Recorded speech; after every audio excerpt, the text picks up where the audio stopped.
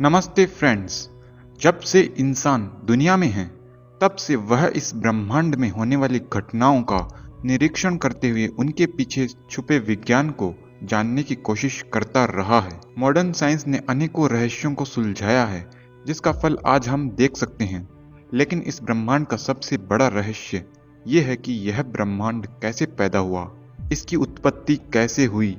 जब यह ब्रह्मांड पैदा नहीं हुआ था तब की स्थिति क्या थी।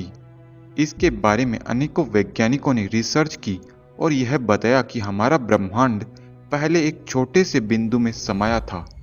तब उस पॉइंट की डेंसिटी इनफाइनाइट, उसका टेम्परेचर इनफाइनाइट था। तब टाइम भी नहीं था और स्पेस भी नहीं था, और उस पॉइंट पर एक एक्सट्रीमली पावरफुल यूनिफाइड फोर्स काम कर रहा था। किसी अननोन रीजन की वजह से अचानक उस पॉइंट में एक धमाका हुआ। स्पेस के एक्सपेंड होने से उस पॉइंट का भी एक्सपेंशन होता गया। एक रैपिड इन्फ्लेशन की वजह से जब धीरे धीरे टेम्परेचर कम होता गया तब पार्टिकल्स और मॉलिक्यूल्स का फॉर्मेशन होने लग गया, और इस तरह आप जिस ब्रह्मांड में आज रहते हैं उसका जन्म हुआ। शॉर्ट में यह है बिग बैंग थियरी। तो यहाँ पर मैंने आपको बिग बैंग के अनुसार हमारे ब्रह्मांड की इनिशियल स्टेट के बारे में बता दिया कि सबसे पहले ब्रह्मांड किस अवस्था में था। अब मैं आपको बताना चाहता हूँ ब्रह्मांड के पैदा होने को लेकर महावैज्ञानिक महादेव शिव क्या कहते हैं। ब्रह्मांड की इनिशियल स्टेट के बारे में महाभारत में बताया गया है। जब भीष्म पितामह सरशय्या पर लेटे होते हैं तो वे अपने उपदेश में महादेव शिव और उनकी पत्नी उमा की आपसी चर्चा को बताते हैं, जहां महादेव शिव की पत्नी उमा या पार्वती जी ब्रह्मांड के मूल कारण प्रकृति के बारे में पूछती है। प्रकृति क्या होती है? तो यहाँ पर मैं आपको बता दूं कि पार्वती जी भगवान शिव को पदार्थ की मूल अवस्था के बारे में पूछ रही है, यानी कि परमाणु रूपी अवस्था के बारे में, जिससे पूरा ब्रह्मांड बना है। जैसे आपका घर ईंटों से बना है, एक घड़ा मिट्टी से बना है, वैसे ही यह ब्रह्मांड जिस फंडामेंटल मूल पदार्थ से बना है उसका नाम प्रकृति है। ब्रह्मांड के बनाने से पहले पदार्थ अपनी मूल अवस्था में रहता है। तो यहाँ पार्वती जी पूछ रही है कि ब्रह्मांड की सबसे प्राथमिक स्थिति इनिशियल स्टेट क्या थी, जिसके बारे में महावैज्ञानिक भगवान शिव पार्वती जी को बताते हैं। महादेव शिव ब्रह्मांड के मूल पदार्थ के अनेकों गुणों यानी प्रॉपर्टीज की चर्चा करते हुए बताते हैं कि जब ब्रह्मांड पैदा नहीं हुआ था, यानी कि प्रलय अवस्था में था, तब संपूर्ण अनंत आकाश में पदार्थ अपनी मूल अवस्था में हर जगह समान रूप से फैला हुआ था। ब्रह्मांड की इनिशियल स्टेट को प्रलय कहा जाता है, क्योंकि प्रलय का मतलब है पूरा ब्रह्मांड अपने बेसिक यानी मूल कारण में चारों तरफ से लय हो जाता है। उस मूल पदार्थ की एक प्रॉपर्टी होती है नित्य, यानी कि उसका कोई कारण नहीं होता, वह कॉजलेस होता है, एटर्नल होता है, कभी पैदा नहीं होता और कभी नष्ट भी नहीं होता, हमेशा अपनी मूल अवस्था में बना रहता है। यानी कि आज भी वह पदार्थ ब्रह्मांड को बनाते हुए अपनी मूल अवस्था में भी बना हुआ है। फिर उसी की दूसरी प्रॉपर्टी है एक, यानी कि वह पदार्थ ब्रह्मांड की उत्पत्ति से पूर्व पूरे इनफाइनाइट वैक्यूम स्पेस अनंत आकाश में हर जगह समान रूप से भरा होता है।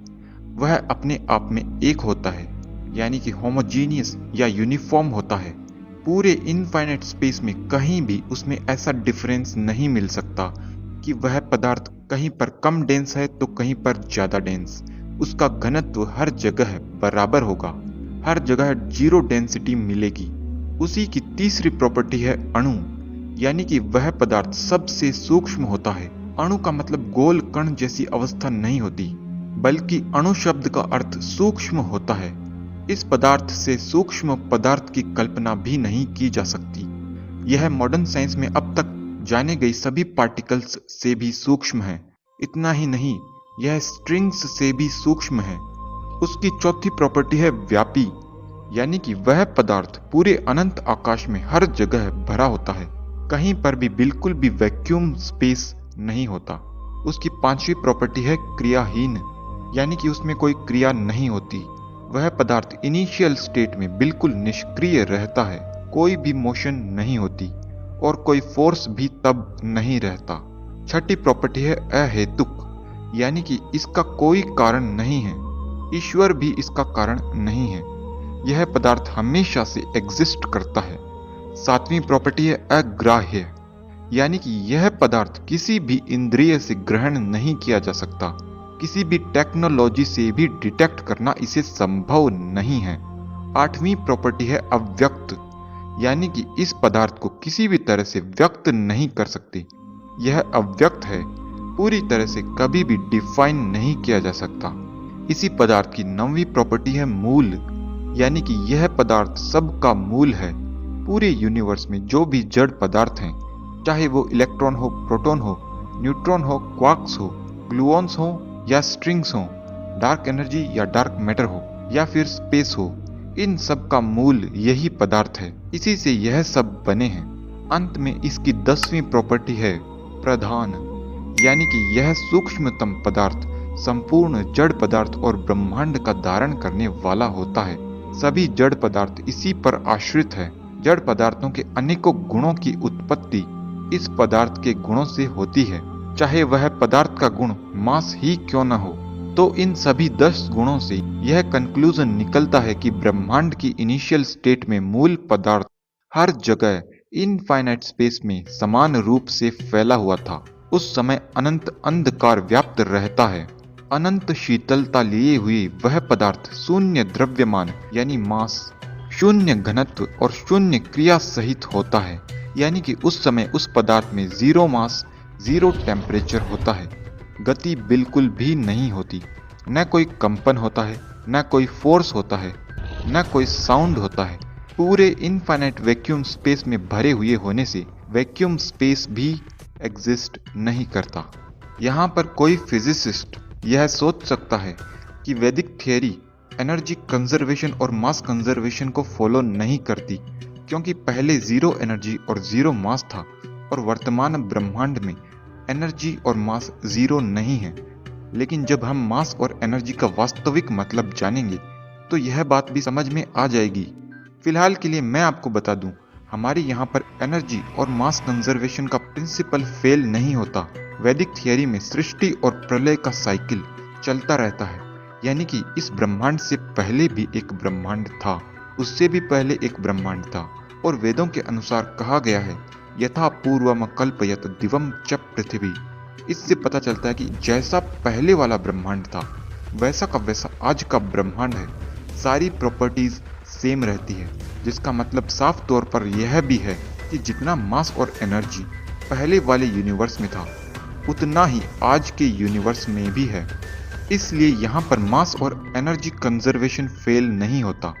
अब अगर हम कंपैरिजन करें तो बिग बैंग और वैदिक थियरी की इनिशियल स्टेट में जमीन आसमान का फर्क नजर आता है। बिग बैंग में पदार्थ अपनी इन्फिनिट डेंसिटी में एक ही पॉइंट पर रहता है, जहां टेम्परेचर भी रहता है, फोर्स भी रहता है, मोशन भी होती है। जबकि महावैज्ञानिक महादेव शिव के अनुसार ऐसा नहीं होता।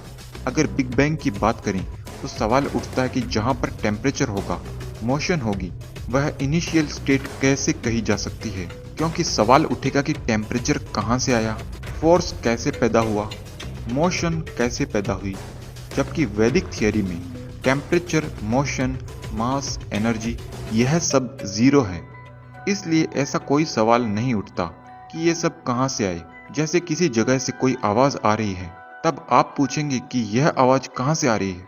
लेकिन अगर हर जगह शांति हो, सन्नाटा हो, तब आप यह नहीं पूछ सकते कि यह सन्नाटा कहां से आ रहा है। वैदिक थियरी में पूरे ब्रह्मांड में सारी प्रॉपर्टीज इंक्लूडिंग मास, एनर्जी, यह सब जीरो थी, क्योंकि मैटर की फंडामेंटल प्रॉपर्टीज स्लीपिंग मोड में होती है, जिसकी वजह से उसकी प्रॉपर्टीज जीरो होती है।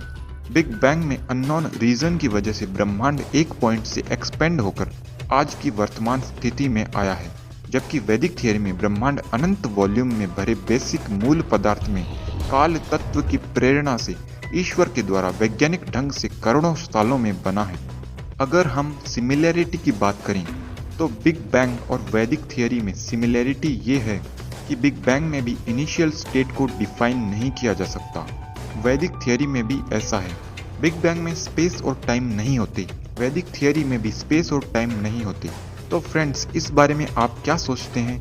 कौन सही है, modern scientist sir Stephen Hawking या फिर महावैज्ञानिक महादेव शिव?